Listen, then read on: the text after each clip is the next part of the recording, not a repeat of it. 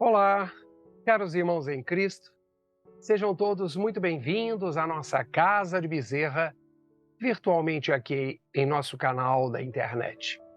Mais uma vez aqui estamos para falar, sentir, refletir e nos harmonizar com o estudo do Evangelho de Jesus à luz da doutrina espírita.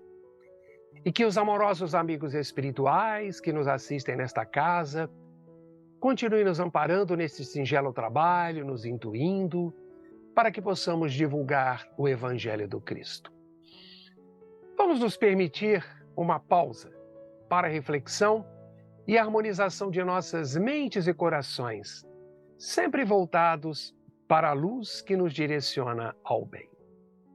E qual o nosso tema de hoje? Hoje eu quero falar com vocês sobre o jejum. E no Evangelho de Marcos, no capítulo 2, versículos 18 a 22, encontramos estas palavras. Os discípulos de João e os fariseus estavam jejuando e vieram dizer-lhes: por que os discípulos de João e os discípulos dos fariseus jejuam e teus discípulos não jejuam? Ao que Jesus respondeu: podem os amigos do noivo jejuar enquanto o noivo está com eles? Enquanto o noivo estiver com eles, não podem jejuar. Dias virão, porém, em que o noivo lhes será tirado, e então jejuarão naquele dia. Ninguém faz remendo de pano novo em roupa velha, porque a peça nova repuxa o vestido velho e o rasgo aumenta. E diz-nos Jesus: ninguém põe vinho novo em odres velhos. Caso contrário, o vinho estourará os odres e tanto o vinho como os odres ficarão inutilizados. Mas vinho novo em odres novos. Vejamos, amigos, que a questão a respeito do jejum é um assunto que sempre é considerado quando se faz referências às práticas religiosas de vários cultos religiosos. Ao longo dos séculos, o que temos identificado, e também hoje em muitas comunidades cristãs e até mesmo não cristãs, o jejum sendo entendido de uma forma assim, muito literal, como o abster-se, né? Não ingerir alimentos por determinados períodos, mais ou menos longos, até como dietas também, né? O jejum intermitente. Mas, entretanto, o verdadeiro jejum não visa o enfraquecimento das funções orgânicas. E vale aqui uma pergunta: onde haveria interesse de Deus nessa atitude? O verdadeiro jejum, sim, é renunciar a tudo aquilo que é contrário à lei divina, às ações ilícitas, à prática do mal, manifestada sobre qualquer forma ou tipo. E em termos da tradição do judaísmo, que Jesus procurava aperfeiçoar, a prática do jejum era, de certa forma, exagerada, mas muito ainda entranhada na mentalidade dos religiosos e do povo.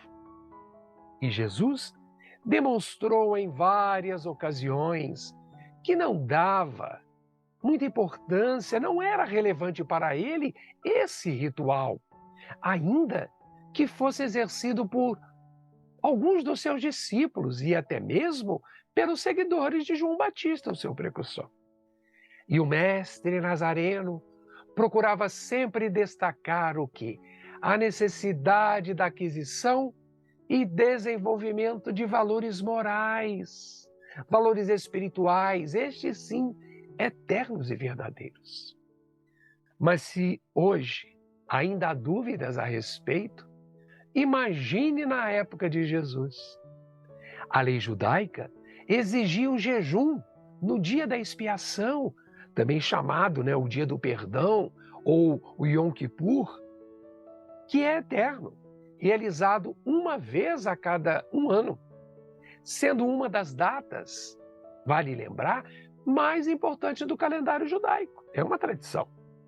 Começa no crepúsculo do 10º dia do mês hebreu, que no caso, com o nosso calendário gregoriano, coincide com setembro, outubro ou novembro, continuando até ao dia seguinte no pôr do sol. E os judeus tradicionalmente observam esse feriado como um período de jejum de 25 horas e de oração intensa. É uma tradição que merece o nosso respeito.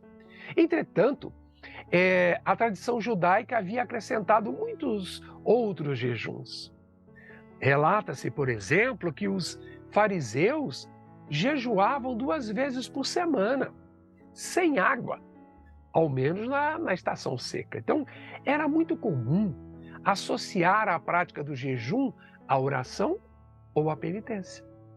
E destaca-se, vale a pena lembrar, nessa passagem do evangelista Marcos, a pouca importância que Jesus dava a esse jejum alimentar, em detrimento do melhor, isso é, do jejum espiritual. Quando lhe perguntam por que os seus discípulos não jejuam, já que os discípulos de João e os fariseus jejuavam, vieram dizer-lhe, vamos relembrar, por que os discípulos de João e os discípulos dos fariseus jejuam e os teus discípulos não jejuam, como vimos no início do nosso vídeo de hoje. E Jesus reforça, ele respondeu, podem os amigos do noivo jejuar enquanto o noivo está com eles?